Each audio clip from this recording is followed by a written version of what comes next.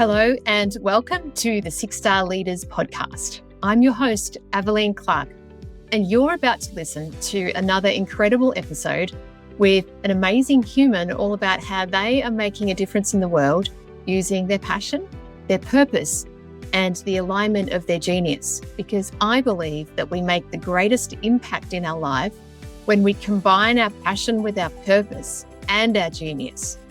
That's where the magic happens. This conversation is going to be good because they always are. There's so much to gain from these. They're beautiful, they're inspiring, and I invite you to open up to see the possibilities of what you can do in your life too. Enjoy. In today's episode, we welcome the lovely Alan Wick. He tells of a journey that's quite unique and exciting to listen to. You know, being so successful as a serial entrepreneur and learning some really tough lessons early on put him in good stead for what was to come. There's a pivotal point in his journey that shapes the rest of his career, and what you will learn in this is a lot of those really important lessons he learned firsthand.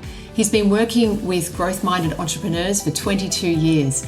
He has a business that is all focused on purpose being part of that quadruple bottom line, and he shares, I guess, the heart-based business case for that.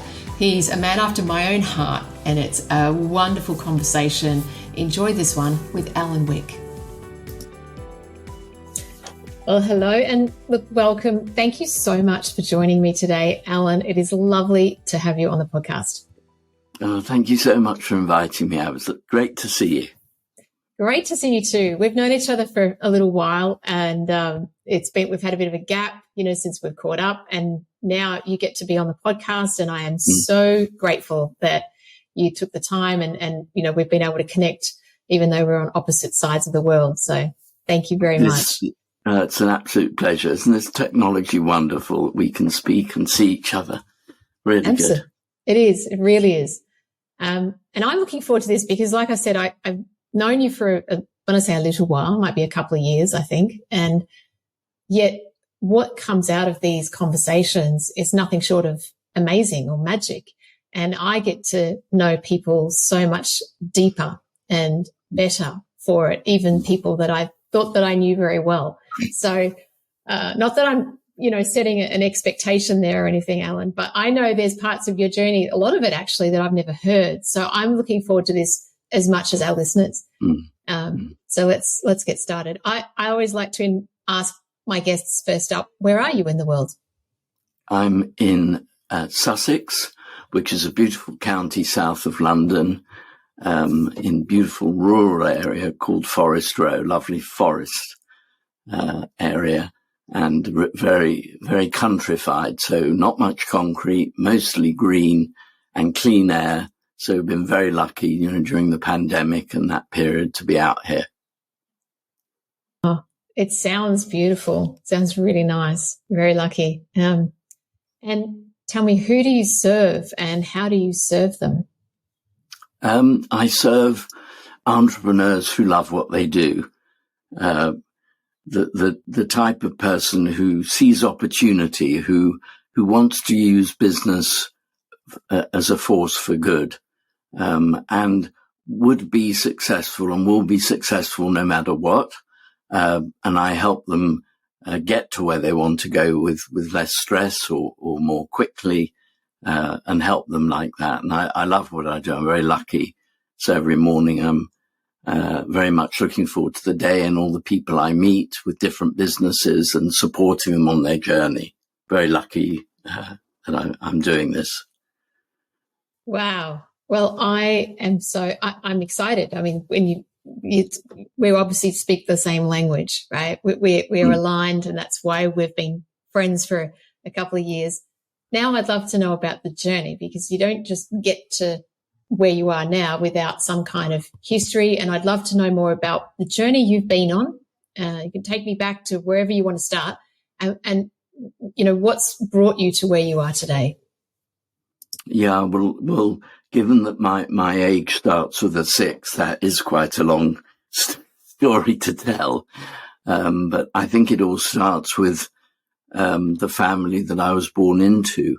It was a business-owning family. Parents, aunts, uncles, both sets of grandparents, maternal and paternal. And I picked up that language from the moment I came out into the world. And there was a joke in my family that my first word wasn't mummy or daddy. It was cash flow. So that was what I absorbed all through my childhood. And it was far more exciting than school, hearing all the ups and downs and all the wins and so on that my parents and grandparents, aunts and uncles all were talking about.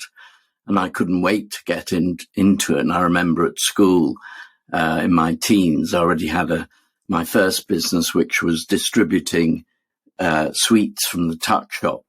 And I did that successfully to the point that I had to be stopped there, worried I'd put the tuck shop out of business. And then I was also in a band during my teens, and I kept monthly management accounts for the band as the drummer. So I was already into all that. I didn't want to go to uni. I hated school, a bit of a rebel, and tried to be a pop star seriously during my early 20s. And as a sideline, I did do some work and worked a couple of different places in advertising, then computer programming. I really didn't enjoy them, and I really wanted to do my own thing. And a big decision came in my early 20s of whether to stick with the drumming and trying to be a rock star, or whether to keep going with my first business, which was renting out sound equipment to touring bands. And I got into that from meeting the owner of the rehearsal studio where my band was rehearsing, and we got friendly. And then both borrowed money from our parents. And this is the mid 70s, and we each borrowed, I still remember, £2,500, which at the time was a lot of money. And we bought professional sound equipment, started renting it out. And then I was invited to go out on tour with bands, and I became a live sound engineer going with my band, with the equipment. And our biggest client was a band called The Jam, who I toured with all during the 70s. And that was actually my first visit to Australia, when The Jam played, from memory, Sydney, Melbourne, Perth, I think, but it was certainly going around Australia. Had a great time, and built that business up over a number of years.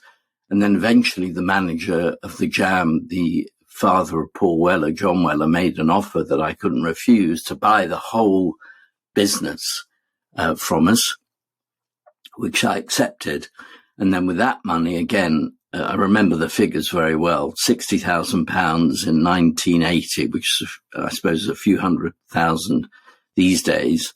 And that deal was done on Concorde with the Jam's manager coming back from Washington to London. And the reason it's 60,000 is that was the height that we shook hands, with him wanting to pay me 40 and me wanting 80. And we split the difference at 60K while we were 60,000 feet up on Concorde. And that's actually the certificate of flying on Concorde that I still keep with the Jam poster there. And then with that money, so now we're about 1980s, I invested it in a business called Turbo Sound, which manufactures professional audio equipment. And over a 10-year period, I moved to New York, went around the world opening up distribution for our loudspeakers. And I lived in New York for many years as well. And we became very successful, and the business grew and grew and grew. And we merged with another company, electronics in the same industry, BSS, and then formed another one, Precision Devices. So we had this mini group, about 100 people in 3 factories and a head office. And I was MD, and grew the business on the out front. It looked good, very successful. The equipment was used by bands like Pink Floyd and Joni Mitchell, Paul McCartney, really big bands, Glastonbury, Royal Albert Hall, etc. But behind the scenes, there were real disagreements going on between the partners, which I spent a lot of my time, a lot of my energy on. And eventually we decided to sell the company, which we did in 1990, to AKG that makes microphones, and it made one of the microphones we're using today. And then I took some time off and then got involved. I wanted to do something totally different. And I invested in an early stage company that was measuring customer service in hotels, restaurants and pubs. Totally different. I just wanted a big change and to test myself on transferable skills and see whether I could do something in another industry. And over 8 years, we built that company up, worked with well-known hotel brands, Hiltons and Fortes and Holiday Inns and so on, similar with pubs and restaurants, measuring, doing mystery shopping. So we had, I think at the peak when we sold the business, we had about 6,000 members of the public on a database around Europe. And then we would coordinate them going into restaurants, pubs, hotels, doing an overnight stay, trying the food and then reporting back, and sold that company. And I was attracted, and this was the biggest learning because up until that time, everything had gone well and was successful. And then I did a heart over head decision. I missed my baby of turbo sound. I missed the rock and roll, the dBs, the kilohertz. And the company that had bought my company was Harman, JBL, that company. And they decided to sell turbo sounds, a bit like Fiat selling Ferrari, that type of idea. And I jumped at the chance, raised the money to buy it back, put in a lot of my own money, and didn't really look, didn't do any due diligence. And this was the biggest learning because I discovered when I got into the lift that instead of it staying on the same floor for a while, the lift started going down. And although it was successful at the time we bought it back, making about £1 million on 5 million turnover, actually underneath and in the business, there was little R&D, little marketing, and the current management had been over-optimistic with how the company would do in the years ahead.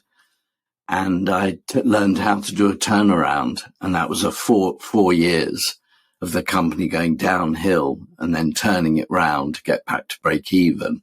And I learned more in those 4 years than the previous 15, 20 years of success and everything going brilliantly. And I managed to get it back round again, sell it. But I was absolutely done in, and decided to take time off and take a break. This is now the early noughties.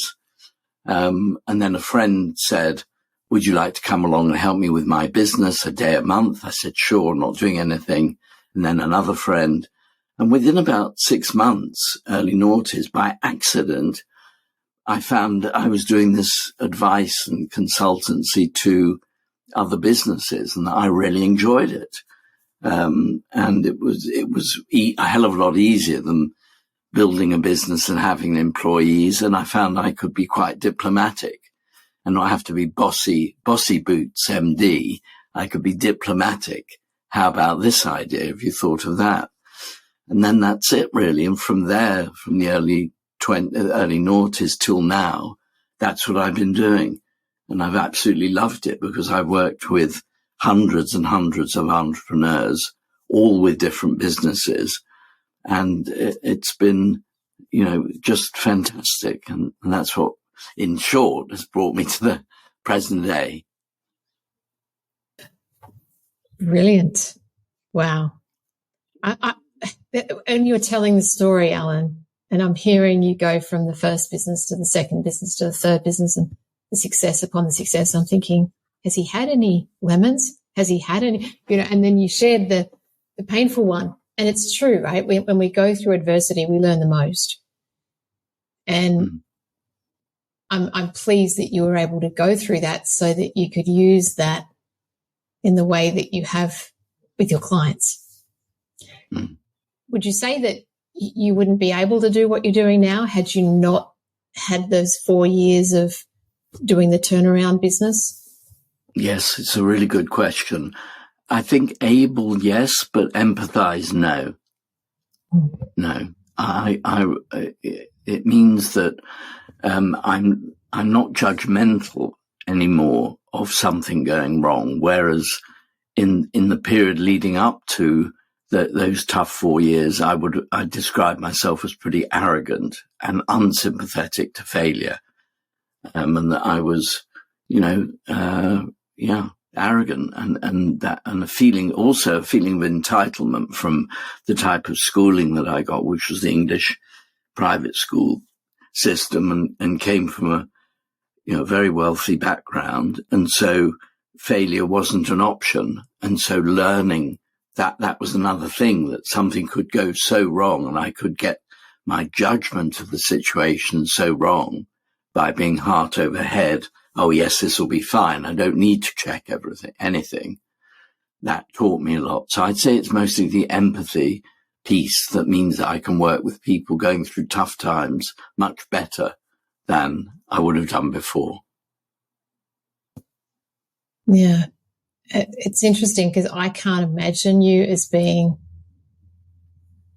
the arrogant kind of tough boss at all. It's like, really? You obviously did a full turnaround yourself in some way or some respects, because you exude calmness and heart and humanity in the way you speak. And yeah, it's and I found that even from the first moment I met you. It's like, wow, here's someone who's just genuinely kind, and I didn't know about your story or what brought you to what you're doing. I'm really grateful that you've been through what you have, because that's what's made you you. And so many questions. Do you have any regrets? No, none.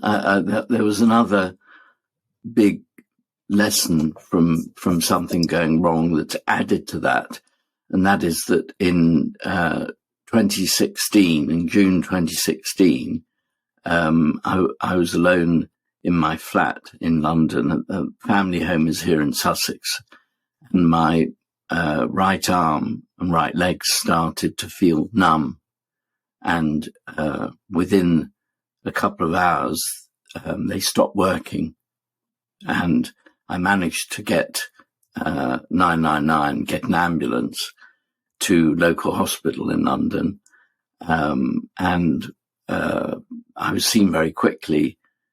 They didn't know what had happened. Just right side stopped working completely within a short time. Never happened before. Had no idea. And I asked, well, what's the worst this could be? Worst case, said, well, Mr. Wick, it's very unlikely, but you might not come out of here alive. It may be an aneurysm, but we'll do tests, and it's probably not that, and you'll probably be okay, and don't worry. But there were 10 days of waiting for a diagnosis, which was horrible for my wife, family, myself, and I was lying there wondering what to do, what would happen, worried. And in all the movies, there was this, idea that if your life's ending, your life sort of flashes in front of you. And my expectation was I might, in that situation, I might have regrets. But what I learned during that period, waiting for the diagnosis, was I didn't have any regrets of anything I had done, but I did have loads of regrets of things I hadn't done because of fear of doing them, things I'd wanted to do but was afraid of doing them. And so I made a promise to myself that if I come out of here alive, I'll do those things. And after 10 days, they told me that I had a type of a stroke, and the prognosis was pretty good, and that with physiotherapy and working hard on it, I should be able to walk again and function okay.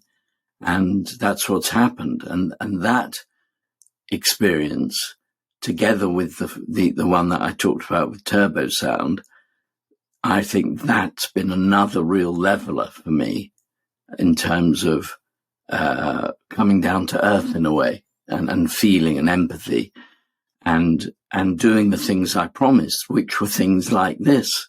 I had no social media, no marketing, no website, no nothing. There was still that streak of arrogance of, I'll be fine and I'll get loads of work through recommendation. But I wish I could do talks or have a higher visibility. And so that's what I've been doing. And it's been a real motivator since then to go out and help more people and want to have a higher profile and do things instead of selling. And here's this amazing speaker, or here's this amazing mystery shopping, just seeing how far I can take Alan Wick and face my fears and help others. Wow. What a profoundly large life experience. Alan, thank you for sharing that. So is it a daily reminder? Do you have this constant kind of thing that sits there and it's like the fear or whatever, or the reminder of that moment in 2016 that drives you forward to be more conscious about, what you do every day? Absolutely. Grateful for waking up, really, literally. And I've outlived my father's age, and when he died of a fourth heart attack, having been an incredibly difficult and stressful family business situation, where there were big fallouts with him, his brothers and so on, big legal fights in court between them, and that had driven him to an early death, younger than I am now. So that, together with the stroke and the difficult period with turning around turbo sound, absolutely, literally every day, eyes open, grateful to be alive, and it's given me a real sense of gratitude, a sense of appreciating what I've got, and with working with entrepreneurs who by definition want the next thing, going for and what they have today isn't enough and they want more for tomorrow. My input to them is, okay, fine, you keep that hunger, but also be grateful for what you've got. I can think of a company I'm working with at the moment that's growing like Topsy. It's unbelievable how quickly it's growing. It's a software platform, which is the timing of what they've done couldn't be better in the field that they're in. And it's the owner's second business. And his first business he sold out for 12 million. And this is his second business, and he's going for gazillions valuation in 10 years' time, which I think he'll get there. And every time he bangs his head metaphorically against the wall and says, it's not good enough and this isn't working. I'm really fed up with that, and this person's really let me down. And that sort of energy that we all know that many entrepreneurs have. My input is, hey, wait a minute, look at what you've got.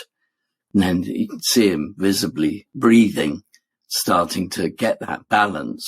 Well, there's no way I could say that without having experienced that myself. Yeah.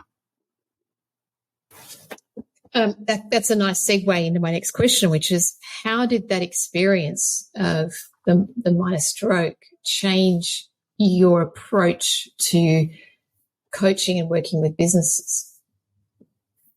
It changed it in terms of sustainability and long-term view rather than fast results. So the extreme is to me is a website where a coach or consultant, whatever however they label themselves, it's typically one of two poses, either sitting on an expensive car and saying, I'll help you make millions tomorrow, or it's a shot from the back of them standing on stage with an audience all putting their hands up in excitement, also saying, I'll make millions for you tomorrow. I've now right over on the other extreme. I want to work with B Corp companies. I want to work with companies that whose values are the quadruple bottom line, the triple bottom line of planet, people, profit, has been well known for decades. But over the last few years, people have added purpose to that. So my values have changed, and that led to taking quite a risk with my own positioning and branding and what I want to stand for. And that came from those experiences, particularly the stroke.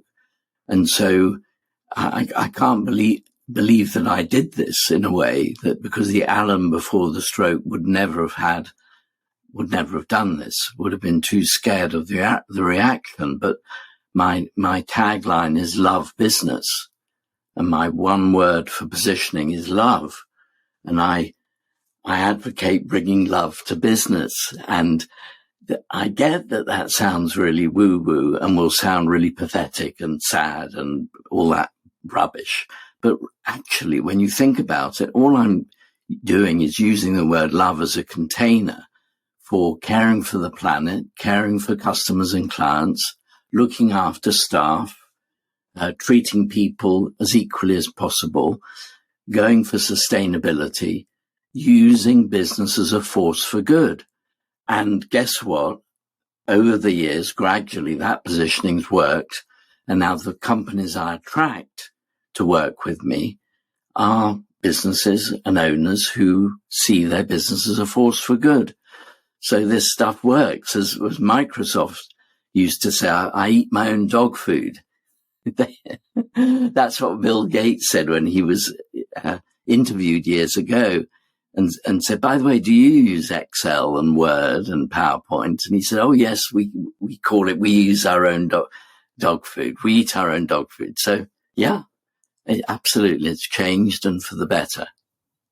Ah, brilliant. And your branding is fantastic. And the first time I heard it, I kind of was exciting. I was excited that someone in the world is going out there and using this word and knowing what kind of a hardcore, I've got this inverted commas, hardcore entrepreneur you are, right? Given your journey.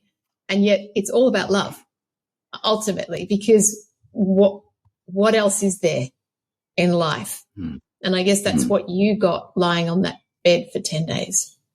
You bet. Absolutely. Yeah. Mm. What a gift. Yeah. What a gift. Exactly. Every cloud has a silver lining, maybe overused, but it's the attitude I try to bring. Yeah. Mm. Mm. What do you see as the biggest challenges that your clients or entrepreneurs in general are facing, probably since COVID? I guess the last few years, what's shifted? I mean, you've been in business for so long, you've seen a lot, been around the world. What's new today? What's shifted? I think it's affected many companies dramatically for the better or for the worse. And for the worst, first of all, bricks and mortar, pubs, restaurants, those types of places that absolutely relied on face-to-face, and the numbers of businesses closing in those sectors has accelerated. And that means that the companies who've survived have been strong enough, had strong enough balance sheets to survive, took good decisions during and since, are more cautious now and more careful. They're more risk adverse. And it seems that the scientists are telling us it's not a matter of if, but when a next pandemic would come. So I think there have been a huge number of learnings. On the other hand, for the better, the sectors such as software, SaaS companies and so on, who have done very well, service businesses that don't necessarily need to rely on face-to-face, have done very well. Udemy platforms for learning, those types of businesses. The classic one is Zoom and other businesses that have absolutely rocketed. So, and of course there are companies in the middle that have neither been affected too badly or well. I can think of accountancy firms, law firms I've worked with, where they haven't been affected that much one way or the other than in hybrid working, where people work, how they work, whether to keep the office spaces. And of course, in a manufacturing company, forget it, you've got to have the factory and it's still making things. But for service businesses, and for what I call white collar workers, there's been a huge shift in working patterns. And so culture comes up. How do we keep the culture of our business together? If part of our workforce is face to face and part are home and hybrid, that's a big challenge, along with the usual funding challenges that growing businesses always have. So I'd say it's a combination of things since the pandemic, but mostly cultural in terms of motivating the workforce and people and so on. It's really insightful, Alan. What would you say your superpower is? Yeah, it's a great question. And until my wife told me what it is a few years ago, it hit a nerve because I thought she got it absolutely right. We were both at an event where we have to ask each other or come up with what we think our superpower is. And mine is organization. And that I was really surprised because it really hit the nail on the head. And then I thought, I'm towards OCD. I admit it. I'm towards anal. I admit it. I get upset when I walk into my office and I might see, as you can see behind me, any of the paintings that aren't exactly right, aren't exactly level. And then, I'm a drummer. I'm still a drummer. I've been a drummer all my life. And being a drummer, you have to organize a bunch of musicians who are all over the bloody place, playing their guitars and showing off to the audience, and the singers who are on ego trips, and the bass players, some of whom are all over the place. I'm keeping time. And I love that. I love keeping time and keeping creative people organized. So many of time, the people who are attracted to working with me are brilliant entrepreneurs who are incredibly creative and come out with 100 ideas before breakfast. And they need somebody to help balance them out, because I then organize them and I bring structure to their organizations as they're growing in a way that I hope is a balance of entrepreneurialism and structure, never to drown the entrepreneurialism with too much process and structure. So yeah, when I've said it, I thought, it sounds a bit boring, but I think that's my superpower, organizing an organization. It's a great superpower, Alan. It's brilliant. And so you still play the drums with a band, do you? Not with the band anymore. My right side isn't strong enough, but okay. I play on a Roland kit, which is a kit that doesn't make any sound except in the headphones. So I have a kit at home, play on that all the time. Yeah. That's great. That is really cool. When I was younger, my brother learnt the drums and we had a drum kit in our music room. And I must admit, when he was out of the house and not around, I'd grab the sticks and I'd have a play. And I know how therapeutic and how fun that is. And secretly, I wished I could keep playing, but it was his instrument, so I couldn't play it. But yeah, I have a lot of respect for drummers. So it's brilliant. $1 million question. What does being 6-star mean to you, Alan? It's exactly aligned with the quadruple bottom line. It's looking after. It's a business that's focused on being the best they can be in their class, in their sector, and with values that matter: people, planet, profit, purpose, that get the balance of all of those things and demonstrate it. And then it's not just a tick box exercise or words on the reception or behind them on a Zoom. They really, really mean it.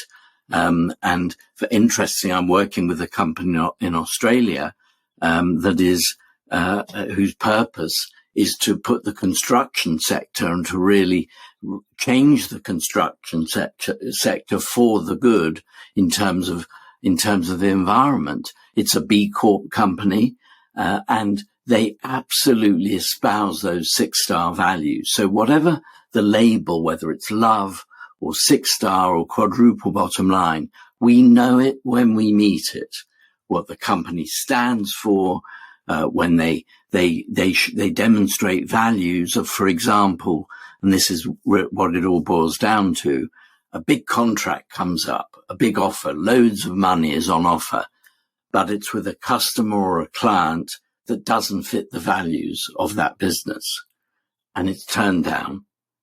And that, to me, is when the rubber hits the road. So 6-star espouses all of that as well. That's why our values are so aligned.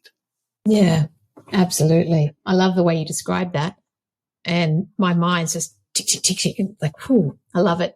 For a business owner who's listening to this, Alan, who may have just kind of started to understand the importance of love in business, your description of the quadruple bottom line, where does a business start?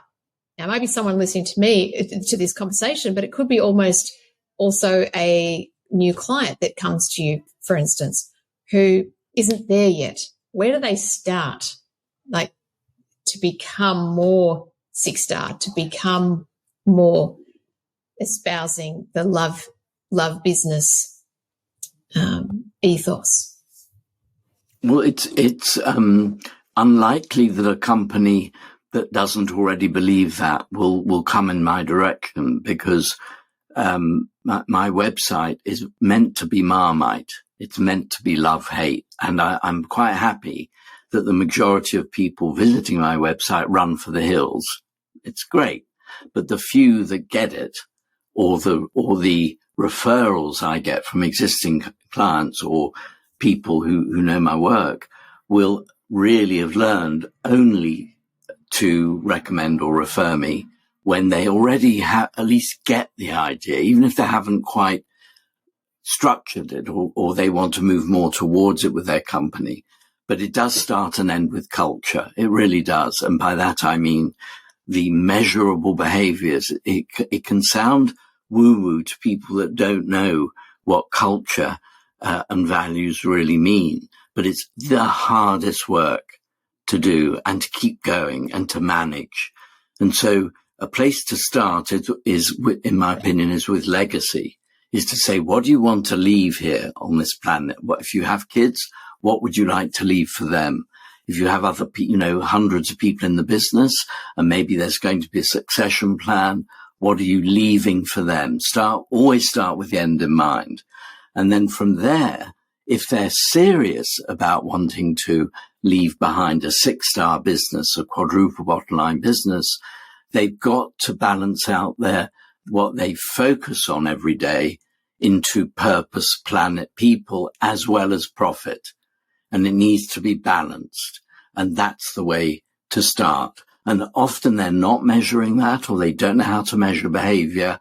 I bring processes that help them measure how to their staff's behavior. And then also, interestingly, how to then filter the customers, clients they want to work with and the suppliers they want to work with.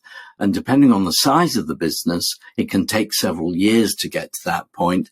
If it's a tiny speedboat and it's a kind of, micro business, then it could get there within months instead of years.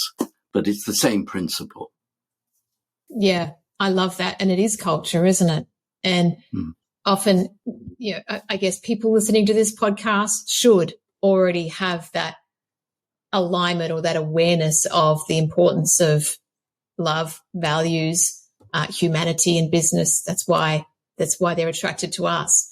So what I've noticed is there are people that say they understand it and they like it and they get it, but they're not doing it yet, or they haven't fully kind of adopted that in their work. And that's where that question, I guess, came from, because some people don't know how to then move into this new way of being, because we have these old paradigms and structures of business. And largely it's very competitive, isn't it? It's very masculine, it's very competitive, and it's very structured around that. Profits over people, profits over anything. And it's very hardcore. Yeah, and they're welcome to that. And although I've got my own opinion, so it would be wrong to say I'm not judging them. I'm just saying that there are choices.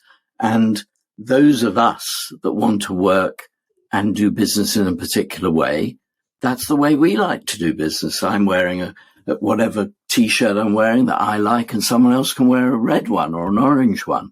There are lots of ways of wearing a T-shirt. But so to me, it's a choice. That's all. It's all about choices.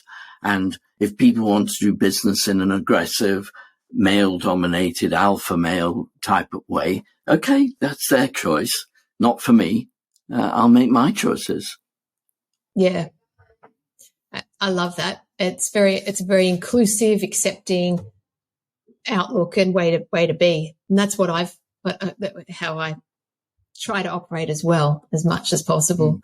And I think there's so much power in saying no when, you can, because that ultimately helps define who we are. We're saying yes to being, authentic and being ourselves and being true to us. And I feel more and more people are talking about this and wanting to be more authentic. And I think there's, from a consumer's perspective as well, they want more authenticity, and especially from services. And, it's becoming more and more prevalent, I think, that we need to lift that in our humanity level in the way we do things. And that's exciting for me. It's really exciting. Would be for you too. Yeah, and I see it in Gen Z or Z and subsequent generations that matters more and more. And the larger organizations I work with that are busy recruiting, and often from uni type of level, that generation's just coming to workplace. And they have to demonstrate that. There's much more choice here. It is a first world problem. I mean, also, if we just for a second to put it into context with the rest of the world and third world countries, we're lucky to have this problem. So contextually, I still see this as smaller compared to the world's general state. And, still to this day, poverty and hunger and all the migration that's taking place from war-torn places, there's a lot of crap going on in the world. And so even to talk in this sense of choices is in itself, I think we can be grateful for. But the point I want to make is that concept that our generation is learning about and becoming more aware of is turbocharged with the younger generations coming into the workforce who really want to see and want to join businesses and work for businesses that stand for something, whether it's their label purpose-led or quadruple bottom line or 6-star. We know what we mean, that there's something more than just profit. And I think the generations coming in now, ignored at our peril and employers' peril. they really need to look after them to get the best people working for them. Yeah, couldn't agree more. What a great point. And I was going to ask if you could elaborate on your description of purpose, because I've lived and breathed this for years, as you have, but I know that there are others who are kind of new to this concept. They might be feeling, the humanity's values in their business and doing what they can, but what does purpose really mean? So I'd love to get your insight into that, just to lay it out for people who are listening. Yes, sure. And again, I get it. This can sound like one of those woo-woo things, and we'll think of a few words and, tick, done. No, it's much deeper than that. Start with a simple question. What does this company stand for? Why does it exist other than to make money, which is a given? And looking at purpose words and purpose statements, actually, which I've done, I put together a short paper which gives examples of LinkedIn and Google and Apple, as well as other less well-known names and company names. And it's always, the ones that work are always done the same way, starting with why do we exist other than to make money? Google, for example, to organize. Okay, now then in brackets, the world's information, big. Apple, Steve Jobs' original one was to make a dink in the universe. So imagine looking at, shall we make this product? Yes or no? Will it make a dink in the universe? Yeah, of course it's massive and it sounds way out of line, but it means you're putting filters on what the company is doing and whether it's going to help with that purpose. Is Google, when they're thinking, is this going to help us organize the world's information? Yes or no? If yes, do it. If no, don't. Let me think of another one. LinkedIn is to connect, right? And then in brackets, we can guess. Well, I can't remember the exact words, but something like people, all the business people in the world, and so on and so on. So they can be huge. And so my purpose in my business is to inspire. And then in brackets, entrepreneurs who love what they do. And so these purpose words, which can take months to work out in large organizations that have never really bothered to do it properly, then becomes very motivating. It also helps as a guiding light for a business's direction, and also helps with interviewing people. And also, why are we going to do a certain thing? Will it help develop the business's purpose? So, and then I think the other thing to measure, to mention here, Av, is the measurement of it. And until recently, no one had measured whether purpose-driven organizations really are more sustainable or make more money than non-purpose-driven. And I must do a shout out to a company called Contexis. And I recommend anybody listening to this to look up their website, Contexis, Contexis. They've just spent the last few years linking with Cambridge University, and they've now got millions of pieces of data that they can look at because they bring purpose to large organizations, which I don't do. I like to work with speedboats, not ocean liners. They work with ocean liners. And of course, the ocean liners are saying, why should we bother with this purpose woo-woo stuff? It's also, and here's the evidence, empirical evidence of businesses that now make more money and have better margins and are more sustainable than businesses that don't. So it's provable that this purpose stuff works. How exciting. So everyone, did you get that? Go to Contexis. We'll have the link in the show notes below. Thank you for that, Alan. That's gold. For anyone that was needing some sort of hard evidence or something to, validate, this direction, it's there. It's there. And I'm always drawn back to when I was a little girl. My dad was in business, and so I grew up seeing him in an office serving people.